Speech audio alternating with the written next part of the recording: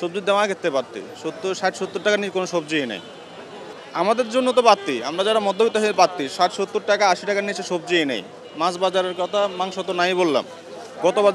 গত বাজারও যেগুলো ছিল আপনার 50 থেকে 60 টাকা, এখন সেগুলো 70 থেকে 80 টাকা নিচ্ছে। বলতেছে যে বৃষ্টির জন্য আসতেছে না, গাড়ির সমস্যা, আদ্রতার সমস্যা, এগুলো বলতেছে। এগুলোর সাথে তো আমাদের কিছু বলার নাই, মনিটরিং করার মতো কেউ নাই, সাধারণ পাবলিকও তো কেউ চিন্তাও করে না। কাঁচামরিচ আপনার 200 থেকে 180 টাকা করে বিক্রি করতেছে, সব কিছুই বাদ। মানে আমাদের মধ্যবিত্ত যারা আছে আমাদের জন্য তো এটা বাড়তি। 200 থেকে 200-250 টাকা করে কাঁচামরিচ যদি হয়, টমেটোর কেজি আপনার 150 টাকা থেকে 130 টাকা। এটা তো আসলে মনে হয় একটা সিন্ডিকেটের ব্যাপার এটা, কারণ হলো এরকম হওয়ার কথা না, কারণ সব জায়গায় এখানে যারা যারা সব একই দাম চাচ্ছে, সব বাজার ঘুরি, সারা বাজারে ঘুরলাম কিন্তু দাম একই, কম কোথাও নেই। মনে হয় যে এটা সিন্ডিকেট করে, তার সাথে এরকম হওয়ার কথা না। গত সপ্তাহ যা ছিল এখনও তাই আছে মুরগি। আপনার গত সপ্তাহ সোনালি ছিল 300 টাকা, আর আজকেও বিক্রি করতেছি 300 টাকা। গত সপ্তাহ আপনার ব্রয়লার ছিল 150 টাকা 55 টাকা, আজকে এরকমই বিক্রি করতেছি। আর আপনার দেশিটা হচ্ছে আপনার 560-70 টাকা বিক্রি করতেছি। গত সপ্তাহে এরকম ছিল 280 টাকা 90 টাকা। আবার সোনালি যেটা হাইব্রিডটা, ওইটার দাম একটু কম আছে। ওইটা আপনার অরিজিনাল থেকে ওইটার দাম আপনার কেজিতে 30-40 টাকা সবসময় ডিফারেন্স থাকে। আর অরিজিনালটা গত সপ্তাহে 300 টাকা ছিল, আজকে 300 টাকা বিক্রি করতেছি আমরা। গত সপ্তাহে আমরা ব্রয়লার বিক্রি করছি 150 টাকা, আর আজকে বিক্রি করতেছি 155 টাকা 60 টাকা, মানে কেজিতে 5 টাকা 10 টাকা বাড়ছে। আর এটা আপনার খামারওয়ালারা বলতে পারে যে দামটা কেন বাড়ে কেন কমে, আমাদের হাতে কিছু নেই এগুলো।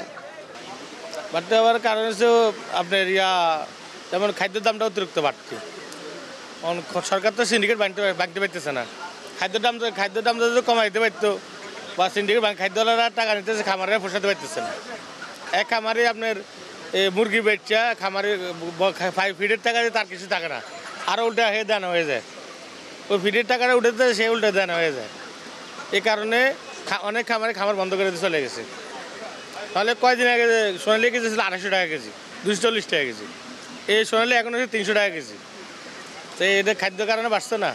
খামারে যদি না পোষাতে পারে, খামারে মুরগি কেন লাগাইব? এটা কোনো অসম্ভব।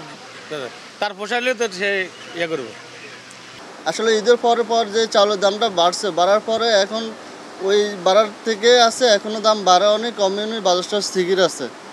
আর সবচেয়ে বেশিরভাগ হলো কনজিউমার কোম্পানিদের কারণে আজকে চালের বাজারটা এত চড়া। তারা এক কেজি প্যাকেট করে পার কেজিতে 7-8 টাকা বেশি করে নিয়ে যাচ্ছে, কারণ একটা প্যাকেট খরচ হয় 1 থেকে 2 টাকা, তারা 7-8 টাকা করে বেশি নিয়ে যাচ্ছে। এই কারণে চালের বাজারটা আজকে এত চড়া।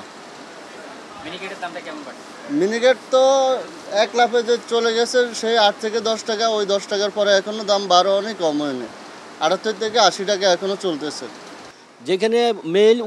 যেখানে উৎপাদন হয়, যেখানে মেল চাতাল আছে, যেখানে আপনার বড় বড় কোম্পানি আছে, ওদের গেটে গেলে সমস্যাটা সমাধান হবে। তো আমি মনে করি যদি ভালো মতন মনিটরিং করে ওইখানে যায়, এটা সমস্যার সমাধান হবে। চালের বাজারটা নিয়ন্ত্রণ আছে, মনে করেন দেশে পর্যাপ্ত পরিমাণ ধান চাউল আছে, বাড়ার কোনো লক্ষণও নেই, কমার লক্ষণ। কেন বাড়বে? একমাত্র বাড়ার কারণে হলো এই যে বড় বড় কোম্পানি, বড় বড় মেলার, এদের কারণে বাজার বাড়ছে।